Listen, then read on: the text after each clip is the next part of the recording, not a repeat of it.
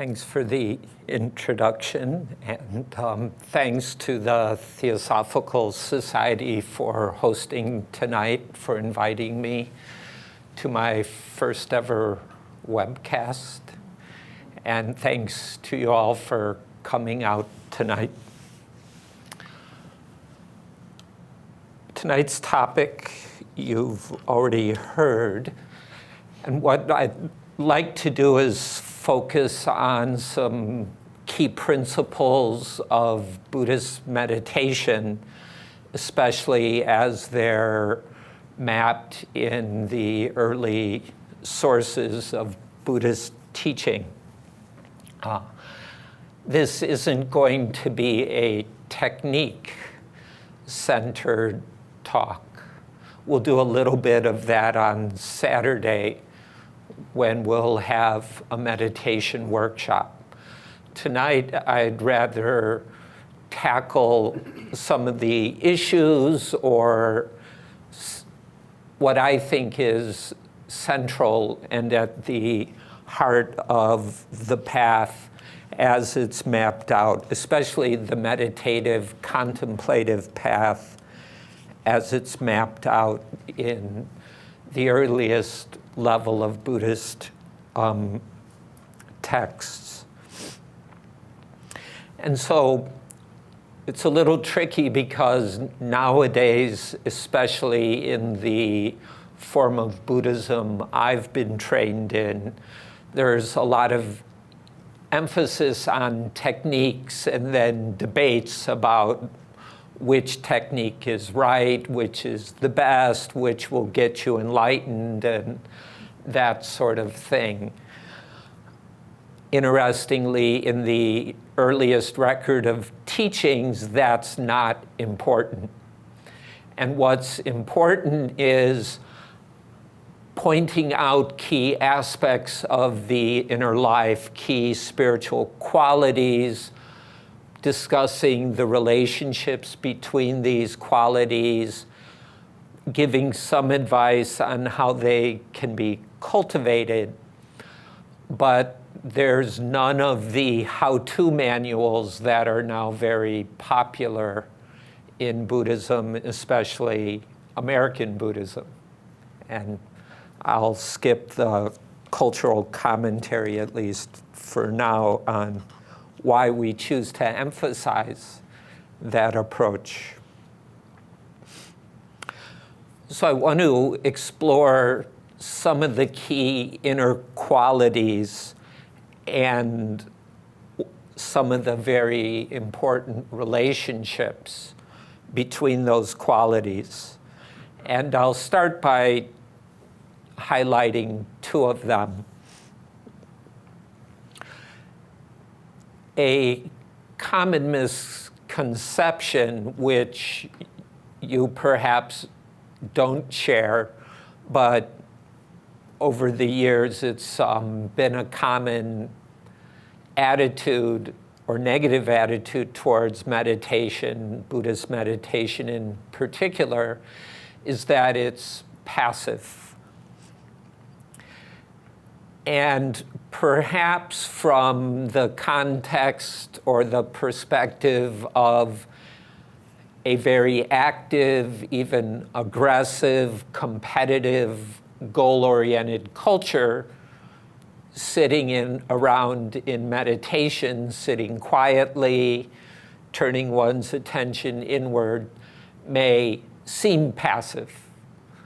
But those who've spend some time on the cushion or involved in contemplative practice realize that passivity is a dead end. And if we go into the early Buddhist teachings, we don't see much support for a passive attitude towards meditation. For example, in the early descriptions, we have words like active, the quality of mind, if we can call it mind, heart, awareness, consciousness, is described as active, or an alternative translation is ready. I was an Eagle Scout, so be prepared that quality of being ready for everything, which, if one is passive, sort of sitting back on one's heels, if you do Tai Chi or something, or martial arts, if you're back on your heels, you're kind of stuck. To be poised and balanced and ready for anything is different. And that's necessary in a healthy meditation practice, because you never really know what's going to come up. No matter how great one's teacher or the map one is using, things happen that are to some extent unpredictable. So there's a notion of activeness, which is how my teacher would describe it, or a readiness. There are other terms that could be translated agile, that the meditative mind is agile. It's flexible, it's not stuck or stiff, rigid, or tight. And with that, an alertness. So to argue against any misconceptions around a passive mind, that somehow we go quiet and just be passive, just watch, just let things happen.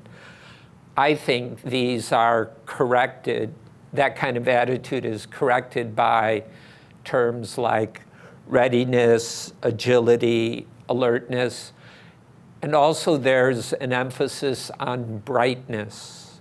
There's a quality of brightness or luminosity that is important to the meditative mind. On the other hand, in Western culture,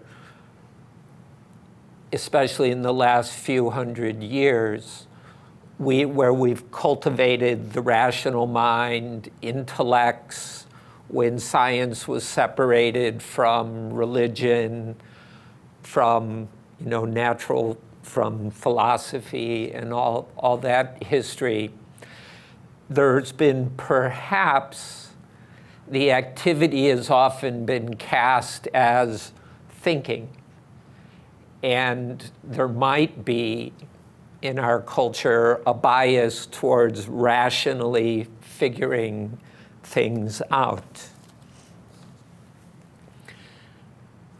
And then if we look at early Buddhist teachings, that sort of preconception or misconception, at least from a Buddhist perspective, if meditation is seen as primarily thinking and especially figuring things out conceptually, then we have words like steadiness, stillness, serenity, imperturbability.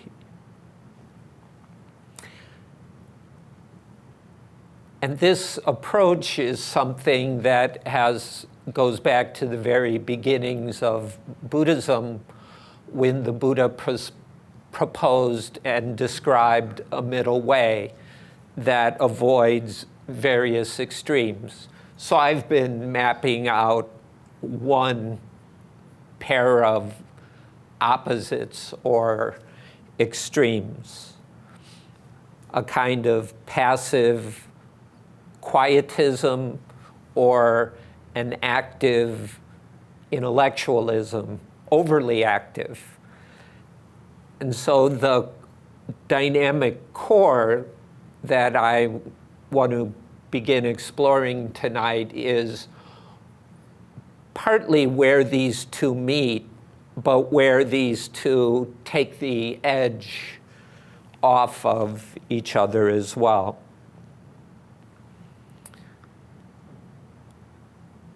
I thought this would be a time to do something meditative for a few minutes and take just a pause in the lecture format. And if you wish, please get comfortable in your chair, preferably sit with upright, if you like, feet flat on the floor, but it doesn't have to be anything fancy. And to try to taste what I've just sketched and what I'm going to go into further, if you would, please follow the flow of breathing in and out.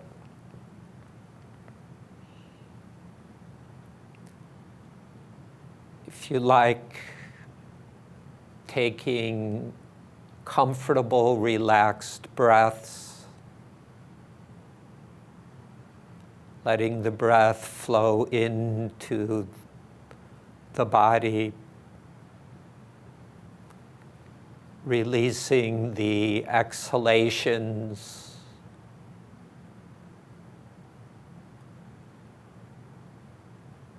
and without trying to breathe in any particular way, let awareness ride the breathing in and out.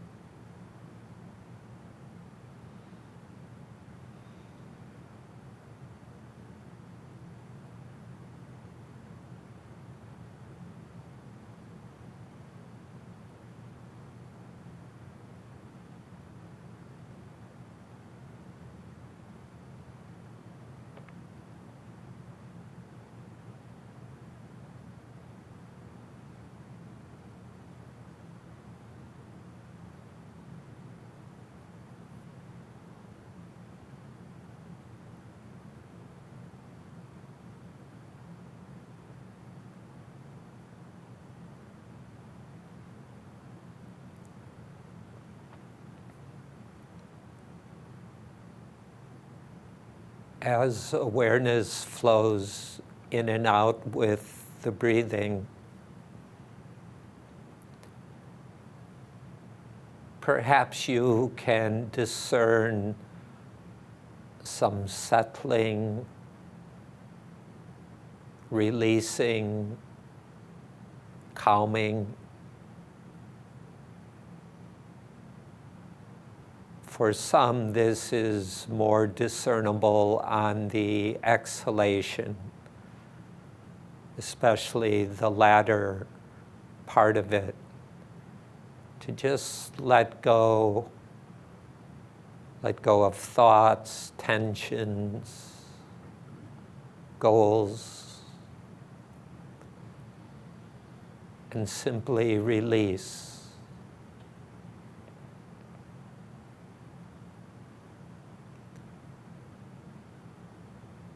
That's one way we can discern a certain settling or calming in the breathing or with the breathing.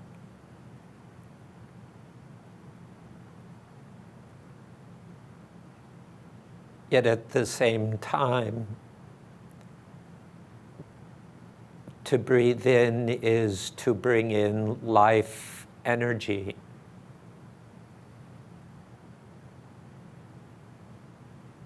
And while the breathing can be soothing,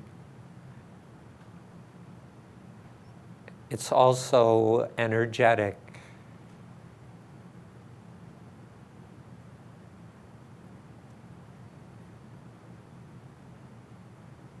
In the ebb and flow of breath, when we tune in mindfully, we can discern both qualities, the movement, the energy, as well as the calming, releasing, soothing.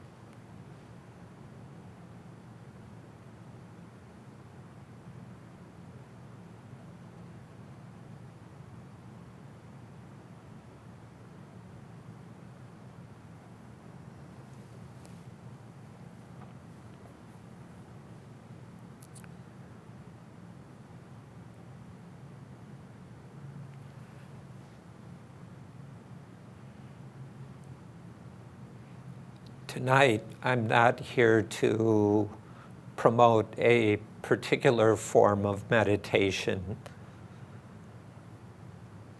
I chose to use the breathing because it's what I do and know the best. And often it serves the purpose of seeing these two aspects.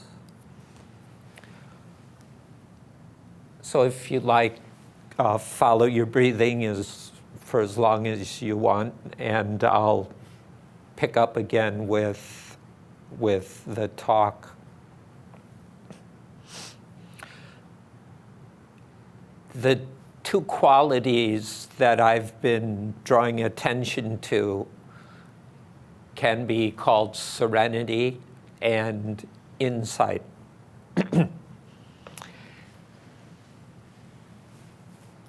There's various traditions around these in Buddhism through the centuries. In the earliest level of teaching, they're presented as working together. There's a simile, and I'll give you the Thai version the way my teacher would talk about it. And in Thailand, even when my teacher was young, in the early part of the last century, they had ox carts and they plowed with water buffaloes. And at one point in places like Wheaton, they probably plowed with oxen. I live in an area of Wisconsin with a lot of Amish who plow with draft horses. But in this simile, two oxen are yoked together, and one is a big, burly, strong ox, and the other one is smaller, more agile, and clever. And these are used to illustrate serenity. Now, in English, serenity may not immediately sound strong and powerful, but in the early Buddhist conception, the mind that is quiet and still is able to draw on all the power of the inner life. And so that's the powerful, strong piece. And then the other ox, or water buffalo, or whatever your favorite draft animal, is the agile, clever one, the one that knows what the plowman wants them to do. The big burly one might just keep going straight ahead.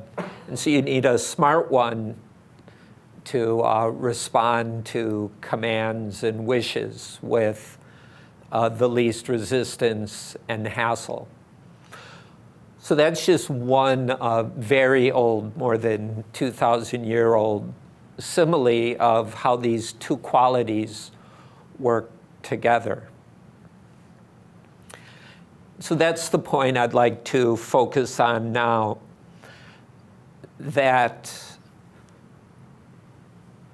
if we conceive of meditation as passive, we get out on one end of a spectrum, or if it's active figuring out of things, the way our minds are, our rational minds, our thinking minds are often trained to do, say, at university, we're off on another extreme. But in Buddhist meditation, what we're looking for is where we find some middle ground. And middle ground, I'm not going to talk about some precise balancing point, but a dynamic shifting area where we cultivate inner calm, stability, tranquility, serenity. There's a whole set of words representing that. And the alert, agile mind of inquiry.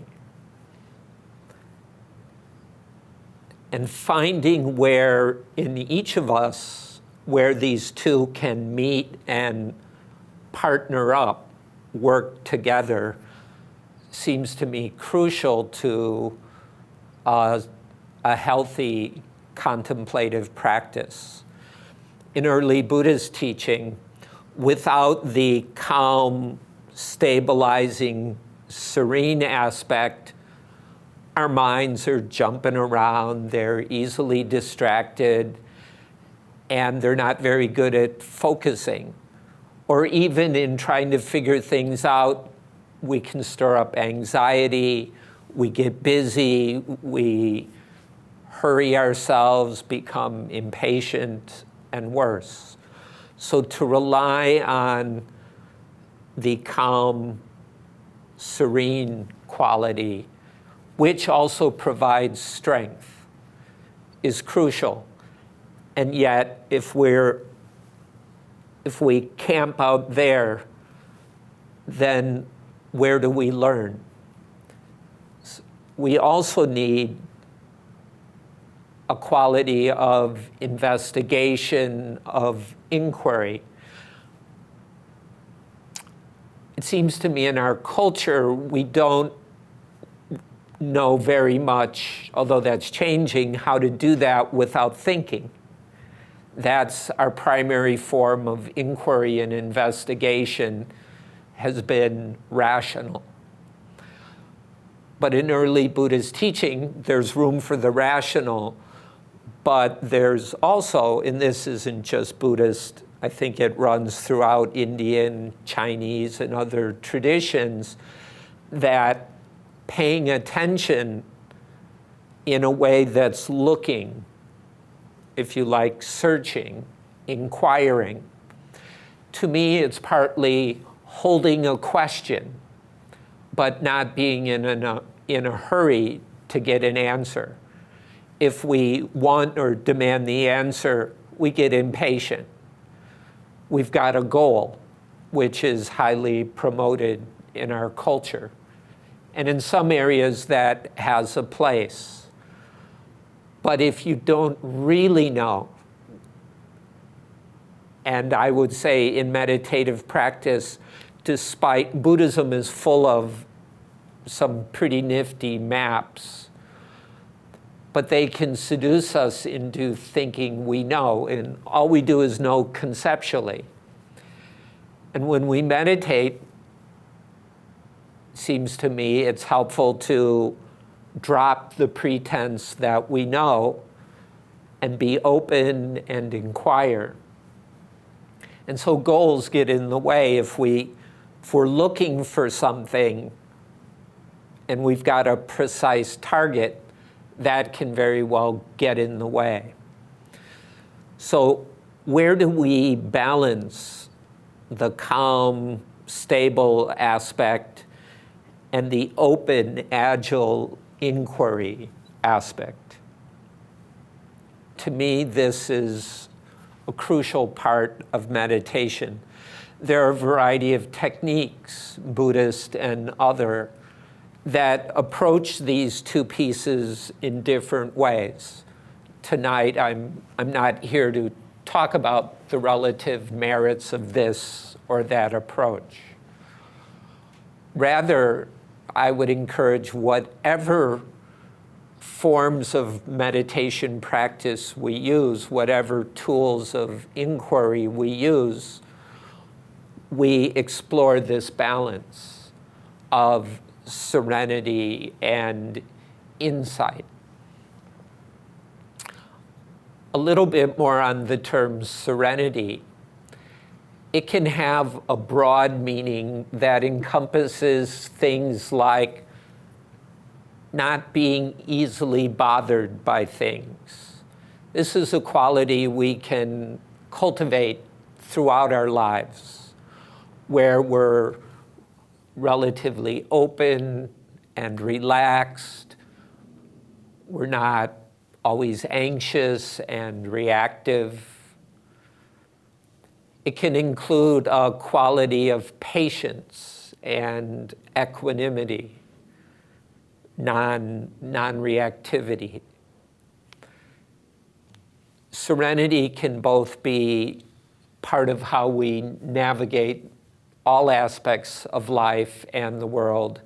And then in meditation, it's more specifically the inner calm and stability that gives meditation its strength and focus. The other word that I've been translating insight is literally clear seeing or excellent seeing, seeing directly.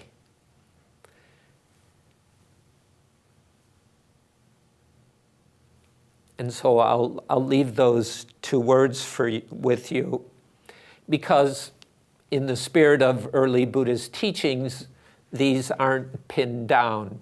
They're offered with a certain breadth so that we explore them on our own. This is somewhat of a dilemma. I've been noticing here in the US, especially after a recent visit to Germany, where this was pointed out by some Bavarian friends, that they're much less concerned about doing it right. Whereas in the places I often teach, that's a major concern among Americans, at least Americans who do Buddhist meditation retreats. A lot of questions because there's an anxiousness. Am I doing it right? Which I suspect has to do with wanting to make progress, achieve something, reach some goal, and all that kind of American entrepreneurial spirit type stuff. And of course, we can't deny or ignore our culture, our upbringing, though not all of us were in the room were born here. But I would suggest relaxing that as much as possible.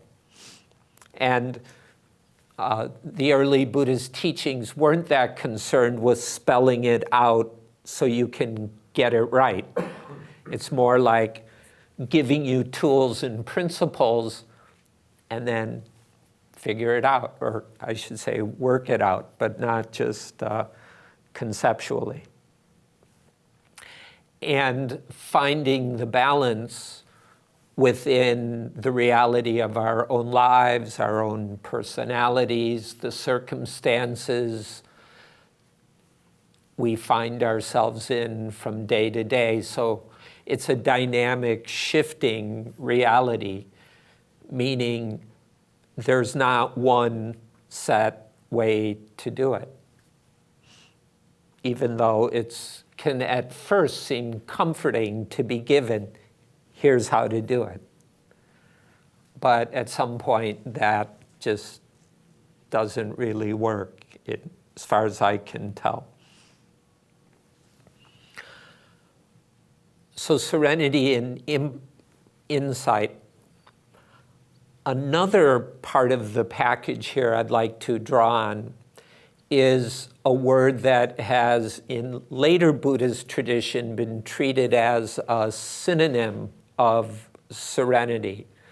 But I have a different perspective on it.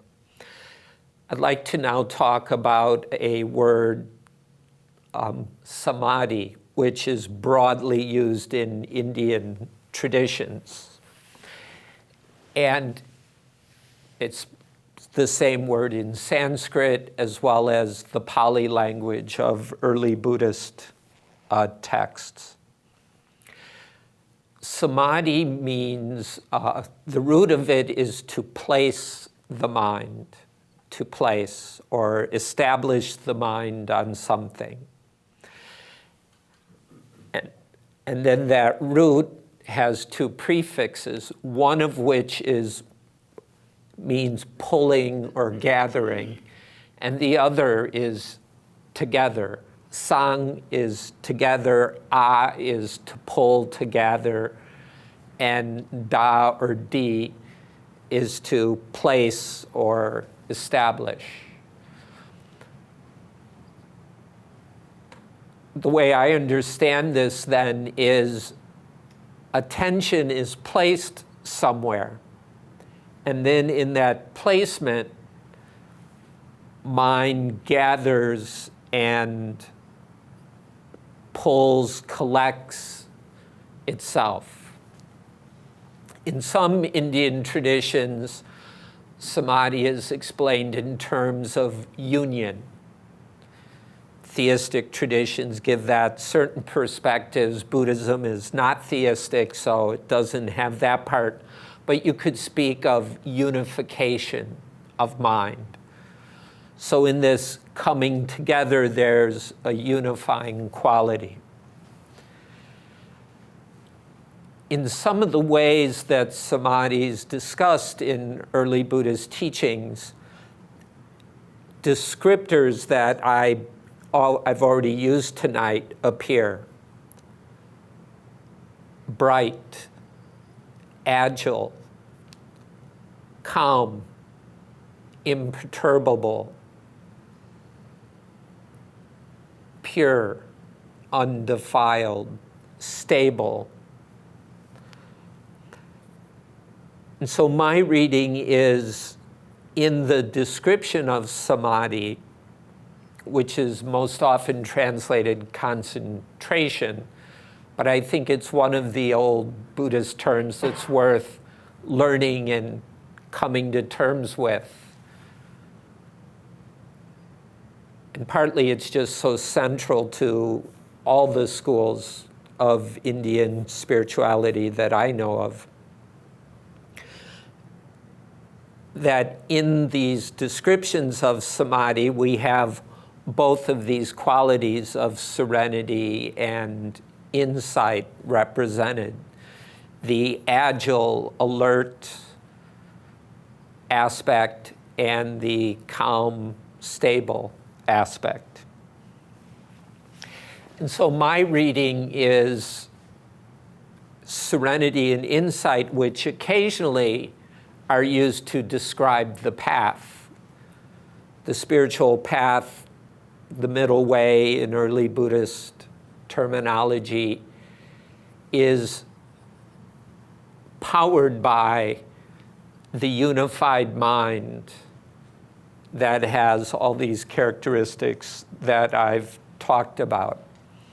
The kind of placement of attention, of awareness that's focused in a way that is neither passive nor overly active, but has the right balance of activity that can look very deeply into moment-to-moment experience, that has a spirit of looking, of inquiring, without having to figure it out, and yet has the focus that is calm enough or imperturbable enough to not be distracted by every little thing. An emotion comes up, to notice the emotion but not get carried away by it. A thought comes up but not have to turn it into a big story, and so on. So this, to me, is another aspect of the dynamic core of early Buddhist meditation teaching, where we have these balancing of serenity and insight powered by Samadhi, a mind that is gathered and placed or directed skillfully. One last thing I'd like to bring up in this context is then for that to come about, according to early Buddhist teachings, requires the overcoming or abandoning, to use traditional language, of certain hindrances. The hindrances usually listed as 5. I'm not going to go into all of them because I'm more interested in the basic principle, is that anybody who's meditated for a while will notice certain moods, certain habits of mind, heart, habits of thought and emotion that hinder what I've been talking about. The hindrances get in the way of both tranquility and insight. They distract, they disturb, they keep awareness, mind, attention off balance. Some of these are listed as, I'm going to play with translations a little bit, sensual indulgence, irritability, dullness, agitation, doubt. Those are the usual 5. Sometimes, though, they're listed as 7 or 8. To me, the list of 5 is less important than, when we meditate, becoming familiar with our own patterns. What are the standard ways that we disturb and distract ourselves? And of course, in mature meditation practice, we learn nobody else is disturbing us, no matter how loudly they're snoring or playing music or whatever's going on. It's we disturb ourselves. Do we do that with planning mind, so-called monkey mind? Do we do that with our own doubts and uncertainties bugging us, pestering us? Do we do it with a sort of looking around for something that's going to make us feel good? Do we do it with irritation, holding on to our petty grievances or entertaining them? It seems to me that we all have 2 or 3 favorites. Maybe one is predominant. Maybe a couple others are pretty common. Others may not show up that much. The skillful meditator will start to notice what hinders us. Is it boredom? Is it a restlessness, a habit of a mind that always wants to go into the future? Or is it a habit of dwelling in the past, regrets, or reliving some wonderful experience from who knows when? We all have our ways of not being here, not being able to place attention skillfully in whatever our chosen meditation object or theme or subject is. And now I'm using the word meditation very broadly, not just Buddhist, but all the possible range of contemplative practice, and then noticing how we escape, distract, wimp out, get lazy, go to sleep, whatever the case may be.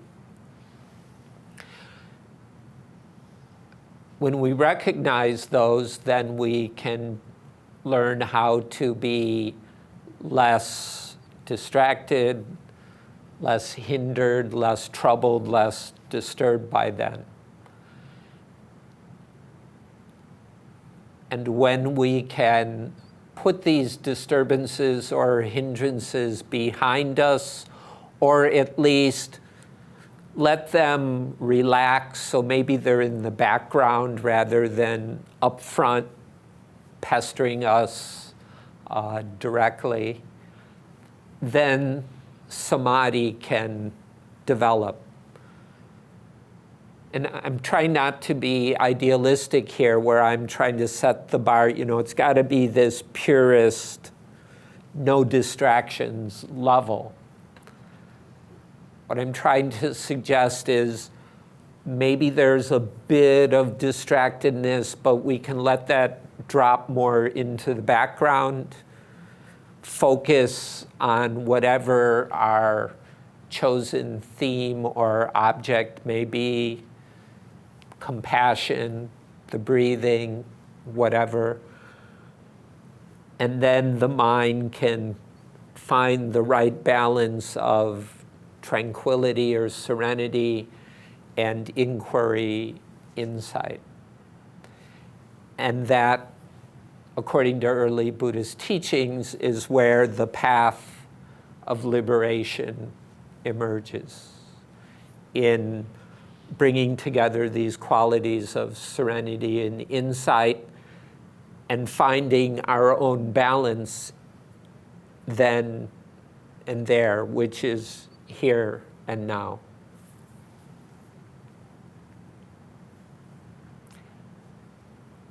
That's what I prepared for a talk tonight. And so we're open for responses, questions, whatever's on your mind. This is the time for questions, but if you do have a question, I'd appreciate it if you would wait until I bring the microphone so that we can record the question as well as the answer. And we will take questions from people online as well. So, beginning with the audience here.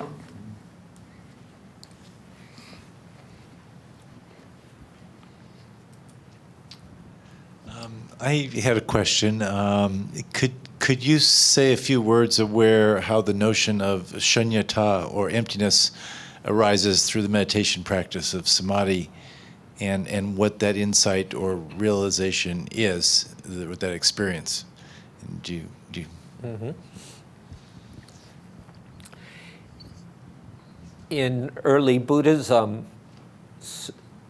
shunyata's Sanskrit form, or sunyata in the Pali language, is all things are empty of self, which I better define because that's a tricky subject, and anything connected to self.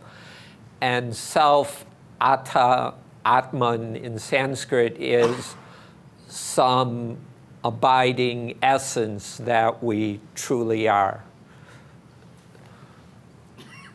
So in Buddhist teaching, both early and later, emptiness is to place attention on our moment-to-moment experience, both physical and mental aspects, to see that whatever's happening is changing, it's dynamic, and according to Buddhism at least, no fixed essence or substance that we might take to be really me or really mine can be found. We can conceive of such things, we can theorize about such things, but early Buddhist teaching doesn't find such a thing. And rather we analyze how that assumption keeps insinuating itself into experience. And part of our practice is every time we catch the assumption of me and mine creeping in, we look at it. And that takes Samadhi. That takes a pretty clear focus, but a quick one, because things are moving. It's a moving target. Because usually it's a perception or a thought. And so to be able to catch it pretty quick and watch it fall apart. Because at least what we experience doesn't last. So it's staying in the moment that is the experience. Then seeing the emptiness comes from staying in the moment. I think the microphone needs to get to you. Thank you. So it's the staying in the moment which leads to the experience of shunyata. Yes, for this kind of practice, there's nothing else. There are forms of practice where you reflect on the past or maybe the future, but that wouldn't really be the kind of insight practice we're talking about now, if you bring up emptiness.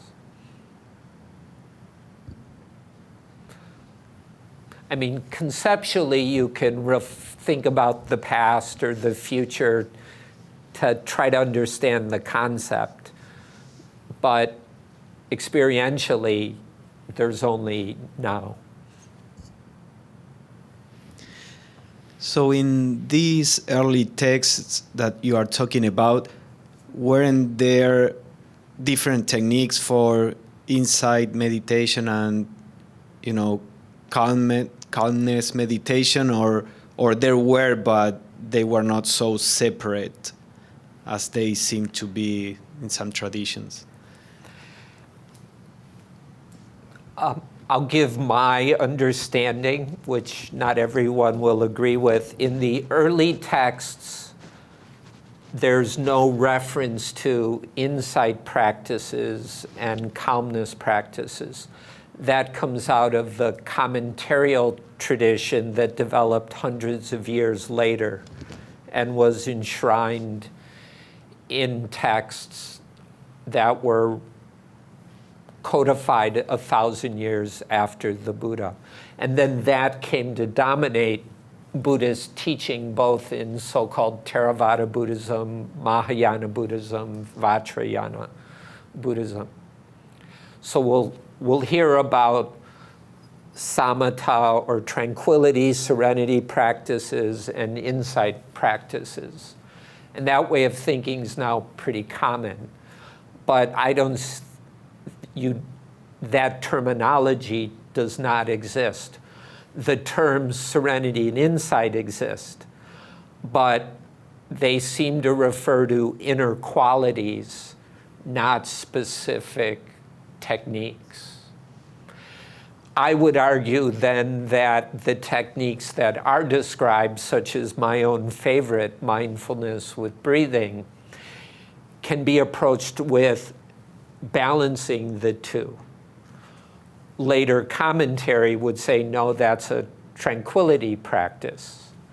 But the early texts don't say that. And I think that classification is a mistake or distortion. But part of it's the way over hundreds of years terms get used in different ways. And even now, insight in the States, influenced by psychology, is often used in a North American psychological way, which may not be what the Burmese Vipassana teachers meant.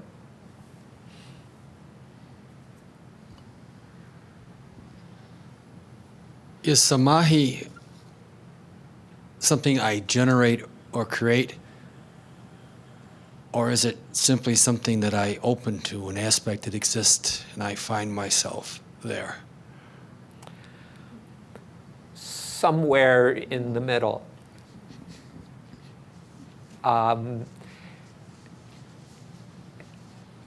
If, like there's an active inquiring quality.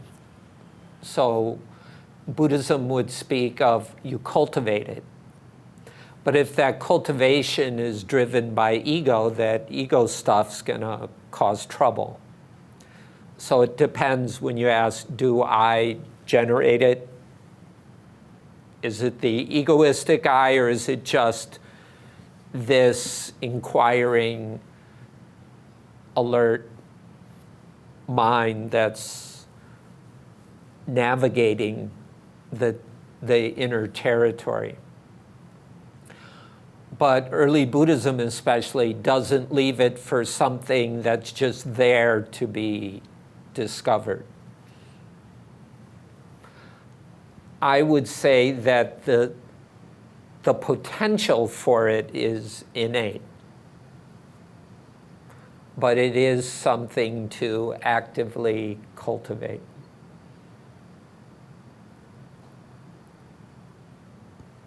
And again, I'm speaking primarily from early Buddhist texts. We have a question from a guest online. John mentioned in the introductory comments you have dealt with lymphoma. May I ask how you utilized meditation, or how meditation played a role during your personal process with illness? Okay, I'll give the quick version. I've given entire talks on this. Over the years, I've done a lot of breath meditation. It's kind of weird because I'm used to responding to the questioner, and so now I'm tempted to look at the laptop over there. But okay, I'll look sort of at the camera. Thanks. Because I've done a lot of breath meditation over the years, dealing with chemo, being poked by various needles, blood draws, the discomfort of neuropathy, of mucositis, all the different stuff. Just being with my breathing was a major way I relaxed in the face of pain, nausea. My nausea wasn't too bad most of the time. And just kind of flowing with whatever was going on, being on steroids and not sleeping very well for a week. Every round of chemo, there'd be 7 days of steroids. So all these kind of disruptions, just hanging out with the breath. And because I was somewhat drugged, somewhat more or less on painkillers, not very strong, not feeling all that well, my samadhi wasn't so good. But just kind of flowing with it. And the breath was a way to not focus, not get kind of stuck in whatever was unpleasant, uncomfortable, or painful. So that was a major piece. Another meditation practice that helped were variations of loving kindness practice and compassion practice. I was encouraged to walk as much as I could, and for me the easiest time to do that was late at night when I wasn't sleeping because of the steroids. And I'm speaking when I was inpatient at the Mayo Clinic. So I'd go up and down this long hallway trailing my pole with some IVs, chemo, or other times antibiotics, whatever it was. And there were cancer and leukemia, I was on a lymphoma leukemia floor. So there are a lot of real sick people over there, over here, down that hallway, down this hallway. And I was one of them. So just wishing all of us health, if we're going to die, peace of mind, well-being, lessening of anxiety, some good moments with family and friends, whatever in the moment I could come up with of loving kindness and compassion. So that wasn't a formal meditation practice. It was walking up and down, or at times laying in bed in between old reruns of Bonanza and All in the Family and things like that. I also did a lot around gratitude, which is more a practice. I've done that as an active meditation since. The whole cancer experience stirred up a lot of gratitude. And so I've been developing that further since. Then, since emptiness was brought up, that was an ongoing inquiry. Who's got cancer? Is it me? Well, there's evidence that pesticides play a role in lymphoma. And the ginseng farmers on the property immediately to our north, well, they spray 5 cancer-causing fungicides per year that, because of special accommodations, Wisconsin allows. But I sprayed pesticides when I was in Peace Corps, and I grew up in a Chicago suburb. Back in the 60s, there were probably a lot of pesticides going in all our food. So do I have cancer? Does society have cancer? And that's just one. And then who's healing? Is it me? Is it the doctors, the nurses, family, the medical system, of which I had been highly critical? Just what's me, what's not me, exploring those boundaries, that was quite fun. And just loosening up any sense that this is about me. I mean, sure, it was about me, but I didn't have to get too serious about that. And so that, because exploring emptiness has been an ongoing part of my practice over the years, that was very helpful as well.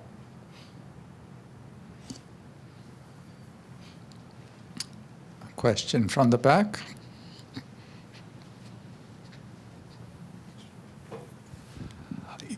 Talking about your focus on breathing meditation, what I find, like when I try to do that, is, commonly you're not aware of your breathing. It's just an automatic process. But when I concentrate on my breathing, it no longer is natural. It's like you become conscious of it, and so it's controlled.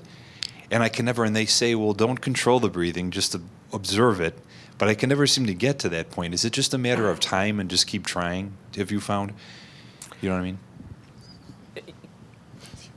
Yes, I think it's a lot about time.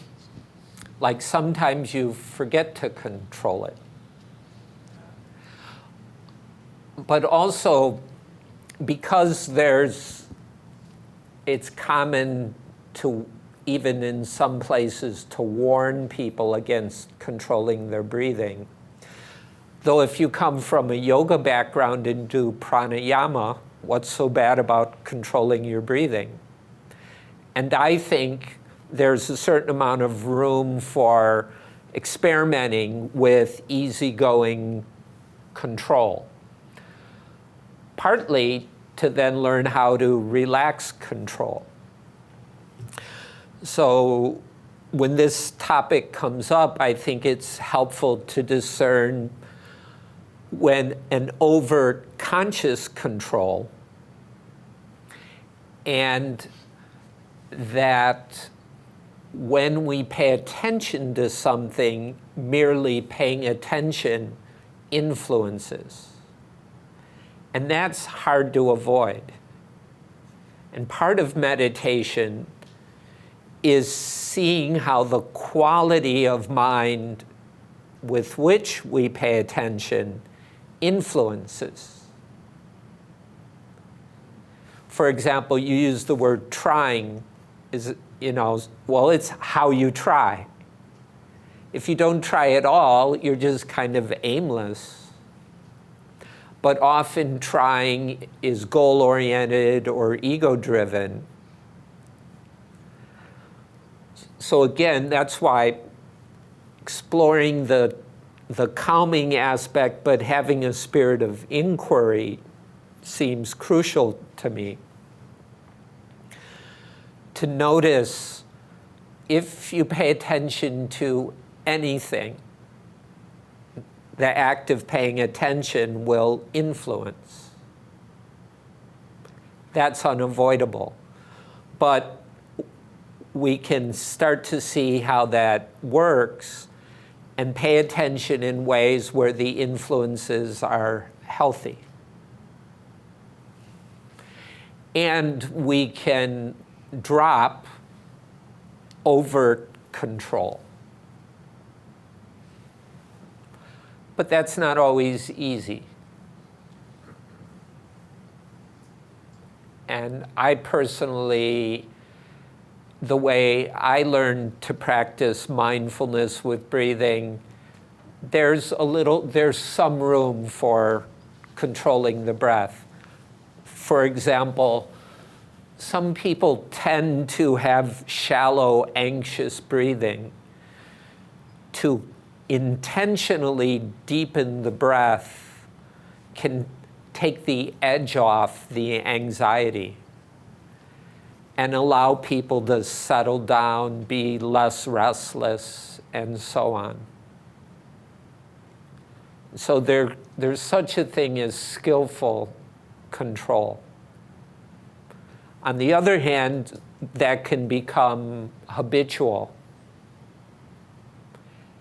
And the ego structure is used to being in control, or at least pretending to be in control. And so that's something to be mindful of as well. We have a question which is along the same lines. I don't know if you want to elaborate any further, having given that answer, but I'll read the question. If you are trying, isn't it interfering with meditating? Isn't it better to notice the breath without effort? Sometimes I wonder if this is semantics.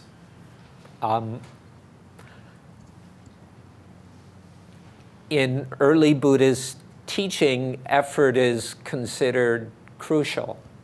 And the Buddha even described himself as Viryavada, virya is translated energy or effort, and its synonyms like striving, exertion, perseverance play a prominent role.